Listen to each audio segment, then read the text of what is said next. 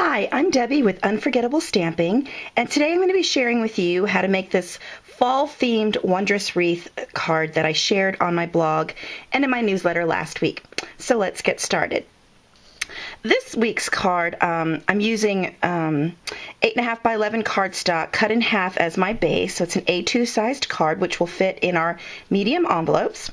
And so I begin by taking a piece of cardstock. It's Cajun Craze that's cut to 11 by 4 1/4. That is a mistake that I had on my project sheet, so make sure you look at the revised one that I sent out earlier today if you have printed that out for your reference. And it's scored here at 5.5 inches. So I'm just going to take it and I'm going to fold it in half, and I'm going to use my bone folder to give it a nice crisp edge, and I'm going to then take a piece of the 5 1/4 by 4 inch Naturals Ivory cardstock, and I'm just going to glue that to the inside of my card. This Cajun Craze cardstock is a little bit dark, so this way you'll be able to write very easily with ballpoint pen on the inside of your card. Okay, so now we're going to set that aside. Now the other piece of the, there are two pieces that you needed to cut. The other piece of Naturals Ivory is going to be sandwiched between the Sahara Sand piece and the base. So I'm actually going to use that to stamp all of the elements that I have cut out because it's going to be hidden anyway. You just need to be a little careful when placing things so that you don't go too close to the outside edge. But because this piece you're only going to see 1/8 of an inch all the way around, it's perfectly good to use the inside of that for your pieces that you're going to be stamping. But first things first, I want to go ahead and do my hardwood stamp. So to get it to look like this, I actually started with Sahara Sand cardstock, and then I'm going to stamp the hardwood stamp on top using the soft suede soft suede ink. And I love these large background stamps. They're great for adding a little bit of designer paper look without having to have designer paper. That way you can have it in any color that you want. So we're just going to take the soft suede ink and apply that to the large background piece, and I find that it's easier if I do it when it's a larger stamp like this to take the ink pad and actually go directly to the stamp. Now I'm going to leave that facing up, and I'm going to get a piece of the scrap paper, and then I'm just going to take my Sahara Sand cardstock and lay it right on top. And so I don't get ink on my fingers, I'm just going to take a piece of scrap, or you could just fold your grid paper over in half. I'm just going to rub to transfer that ink over to my piece, and then it's going to look like this. Now I wanted it to look a little more like wood, so in order to get this look here, I'm taking a sponge and Sahara Sand. It's actually not going to be as dark that way, and I'm just going to apply it. You see how it just gives it that variegated look. Just rubbing it along the grain, and then it looks like a weathered piece of wood. And then I'm just going to add a little extra on the edges here.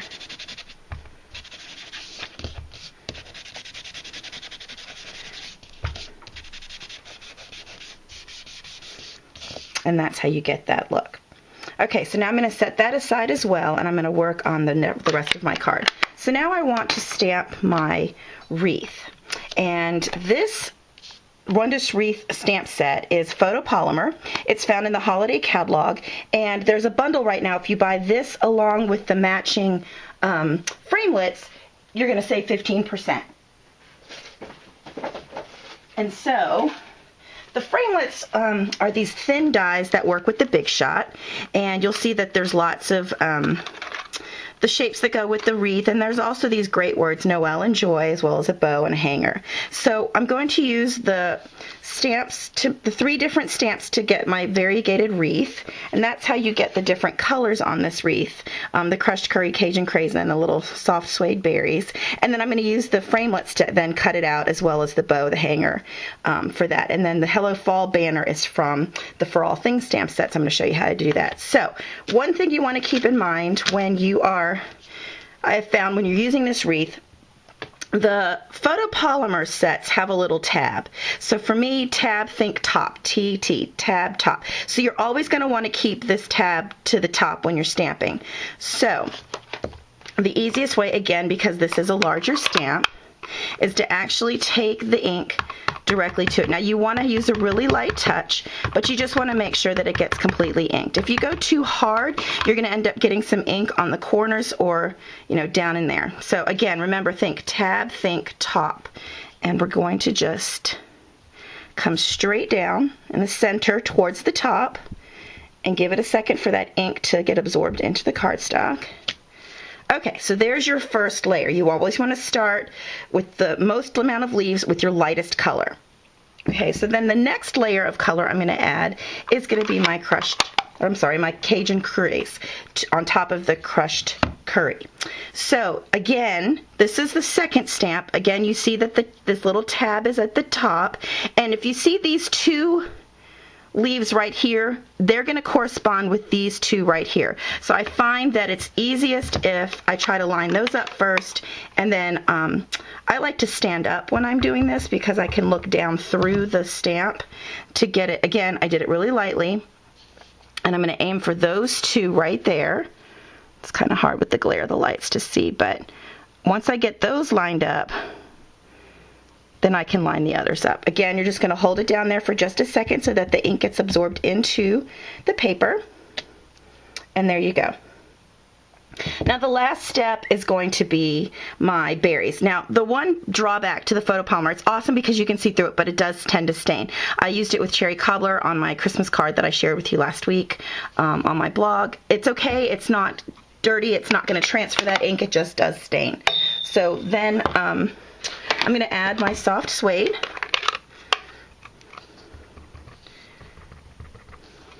Again, tab to the top. Now this is a smaller block, so I had to do it, you know, where it was to the side. So again, I just want to have my tab to the top, and I'm just going to stamp that on there like that. So that's how quickly and easily the wreath comes together. Okay, so now that I've done that, I want to keep my soft suede out because I want to then stamp my bow. So I'm going to stamp it like this, and then I'm going to stamp my hanger like this. I'm trying to get everything to fit on the actual piece here so that I can cut it all out from here. Now the last thing I need to do is my little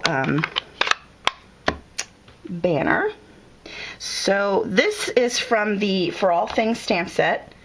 I'm going to use the Hello Fall and this little banner here. I'm actually going to cut that out by hand, but I just want to go ahead and get it stamped on here. So I'm just going to stamp that. Now you could pull out the Stamp-A-Majig if you want to, but I've been pretty lucky the way my Hello Fall is mounted, and so I'm just going to eyeball it and go right down, and there you go, perfect.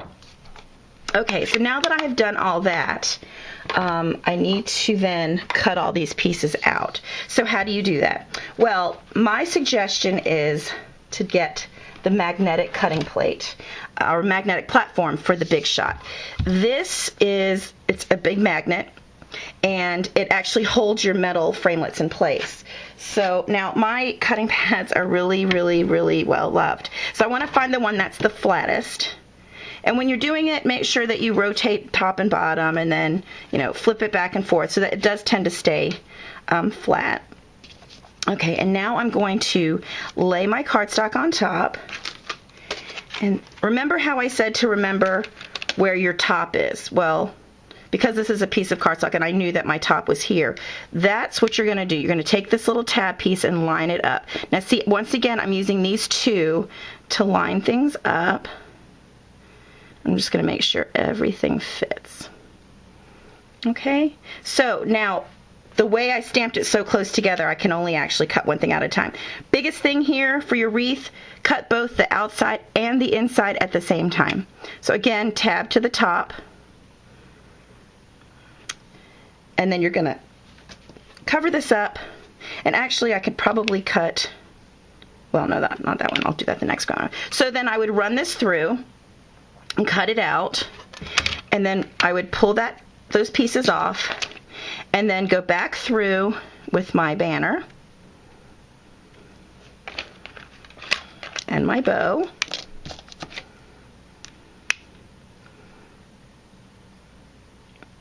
If you don't have the magnetic platform, something that you could do so that these don't move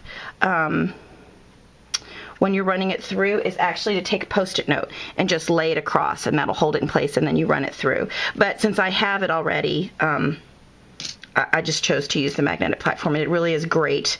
It's a definite investment for $39.95, but it's one that you'll find yourself using over and over and over again as you increase the size of your framelits collection. Okay, so now that I've shown you how to do that, then the last thing you're going to do is just, with the paper snips, you're just going to come in from here and then cut this out, because remember, you don't want to have cut edges. So once you've done all of that, you're going to have a piece that looks like this. So you can see I cut out my wreath, I cut out my bow, I've cut out my banner, and then I just snipped from the banner and then cut out the little thing there, and you get these pieces here.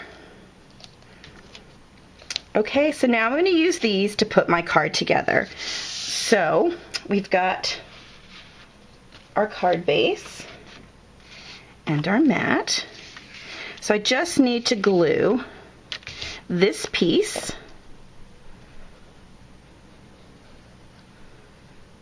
I'm just going to put a little bit of glue down there because I don't want that to come up. It will be sandwiched, so you don't have to be too perfect in the way you do that. But go ahead and get that glued down.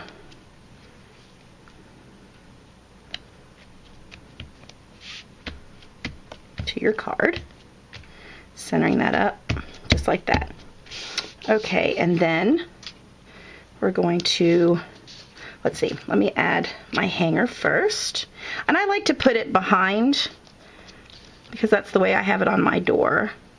So I'm just going to hang this down from the center. Just eyeballing that. Oops. And then I'm going to glue my wreath. I just love this tombow. Oops.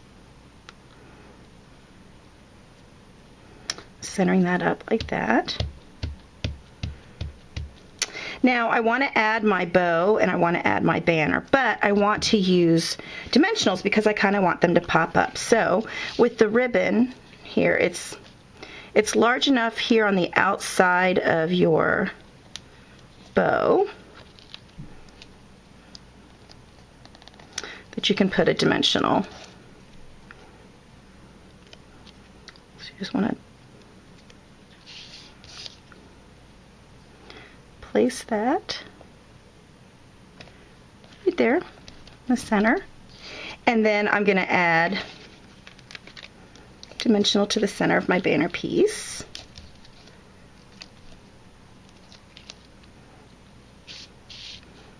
Oops, don't want that upside down.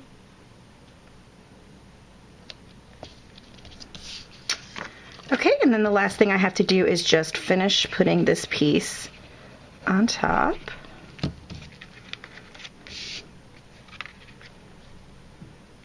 And look at that, all of those pieces that you've cut out are hidden, and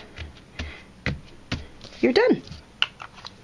So I hope you give this card a try. The Wondrous Wreath Framelit Bundle is available until January the 5th in the holiday catalog. It makes a beautiful Christmas card, but it also makes a great fall card. You know, you could certainly change up the colors, make it really pastel colored, and make a spring wreath. So I hope you give this card a try. Again, if you did not receive the revised project sheet in my newsletter today, make sure that you subscribe to my newsletter and send me an email, and I'm happy to send that to you. I hope you have a wonderful rest of your weekend, and thanks for stopping by. Bye-bye.